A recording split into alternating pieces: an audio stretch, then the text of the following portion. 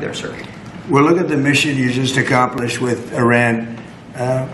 36 hours back and forth, flawless. Every bomb hit its target. They went right down those chutes, dark at night, no moon, no nothing. Every target, every bomb went right down. They have a chute that goes right down deep into the mountain. And they shouldn't have put ventilation in, I can tell you, because we use that for our advantage. But what they did, and we had the pilots and even the people that took care of the planes, we had a whole group of people at the White House a couple of weeks ago. And, you know, I didn't realize this, but they said, we've been looking at their predecessors, and then these were the pilots. They said, we gave them beautiful medals. And I'll show you the medal. Gave them a medal just like this. See? Just like that. They were so happy. Gave a lot of them out for that. It was an incredible job. You know, we had 52 tankers. People don't realize, so that they could refuel. We had many fighter jets, F-22s, and F-35s. We had many. It was an amazing operation. It was flawless. Compare that to the operation when they went in with the helicopters crashing and everyone running around the desert, and the prisoners being taken. And that was Jimmy Carter. And what a horrible thing. This was the exact opposite. This was the exact opposite of what they did in leaving a very, very nice place. The Taliban runs a tough operation in Afghanistan, and I think it was the most embarrassing day in the history of our country. That was Biden. I was leaving, and we would have left through strength, tremendous strength. We would have had we would have kept Bagram, which is the air base, one of the largest runways in the world, one of the most powerful. You could land anything on it, many, many feet thick. You don't build them that way anymore. You can't. But we left it, and now China's occupying that air base. This was the most incompetent administration in history, the Biden administration. And you're just lucky that they lost, because if they won, you wouldn't have a country anymore. And so, Pete, you started up by saying the Department of Defense. And somehow it didn't sound good to me.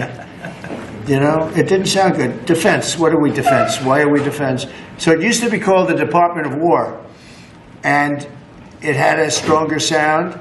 And as you know, we won World War I, we won World War II, we won everything. Now we have a Department of Defense. We're defenders. I don't know. If you people want to, standing behind me, if you take a little vote, if you want to change it back to what it was when we used to win wars all the time, that's okay with me. All right? That's coming soon, sir. You let me know if you want to do it. I think Department of War. It just sounded bad. He said, sir, on behalf of the Department of Defense. Defense. I don't want to be defense only. We want defense, but we want offense too, if that's okay. So you'll make a decision. But, you know, as Department of War, we won everything. We won everything. And I think we're going to have to go back to that. In the meantime, I've stopped all of these wars. I've stopped them. A big one would have been India and Pakistan. But we stopped them all. We stopped 3 wars. Go to Africa. They like to say, oh, you know, let me tell you, I love black people. And I did great with the vote with the black people. But they say, he's a racist, he's a racist. I said, really? For 35 years, a war raged between Rwanda and the Republic of the Congo. And it was a vicious war. 9 million people were killed with machetes, largely. Hatchets, machetes. That went on for more than 30 years, but 34, 35 years. And I stopped it. In fact, the presidents are coming in a week or two to sign. We have the foreign ministers. It's all signed. The war stopped. But I got it stopped and saved a lot of lives. The Congo. It's deep into deepest, darkest Africa. I got that war stopped. Nobody else could have done that. We did a lot of jobs. We did a lot of wars were stopped that nobody thought would even be possible. And I'll tell you what, the war with India and Pakistan, that was the next level. That was going to be a nuclear war. They already shot down 7 jets. That was raging.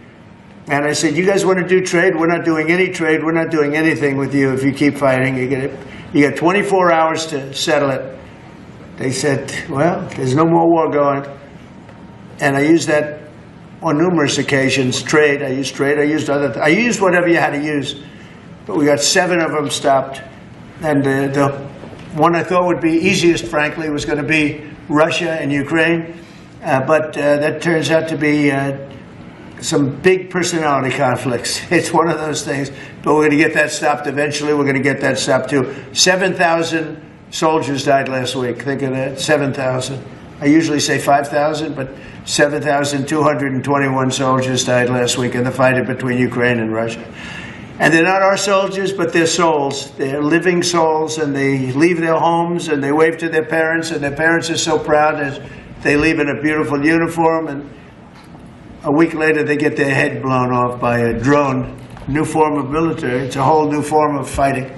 So I would just like to thank the people that are behind me. Thank you very much. You've done a fantastic job. I appreciate it very much. We're doing a real job, and I'm so proud of DC. I passed it 2 days ago, and all the garbage is off the streets. It's terrible. I came in a month and a half ago. I'm driving down, and I see garbage all over the place. The streets were a pigsty, like I won't use the city's names, but you know what I'm talking about. There are plenty of them outside of this country and inside of this country. Baltimore is a horrible deathbed. It's a deathbed. I know Governor Moore said, oh, he wants to take a walk with me. He meant it in a derogatory tone. I said, no, I'm the President of the United States. Clean up your crime and I'll walk with you. But it's tremendous crime. But he was trying to be derogatory. He doesn't have what it takes. But he's trying to be derogatory. And I met him at the Army-Navy game. They said, oh, there's Governor Moore. He'd love to see you. He came over to me. He hugged me, shook my hand. You were there. He said, sir, you're the greatest president of my lifetime. I said, well, it's really nice that you say that. I'd love you to say it publicly, but I don't think you can do that, so it's okay. But no, sir, you're doing a fantastic job. I want to just shake your hand. Thank you very much, Governor. That was it. And then every time I see him on television, he's knocking the hell out of me. So, but that's all right. That's called politics. But Governor Moore's he's doing a bad job. Newsom's doing a bad job. All of their potential candidates are doing a bad job. I can't imagine Pritzker being even a candidate, but somebody said he is. He can't do the work, can't do the job. He's not temperamentally suited. So I just want to thank you all for being here. Do you have some questions?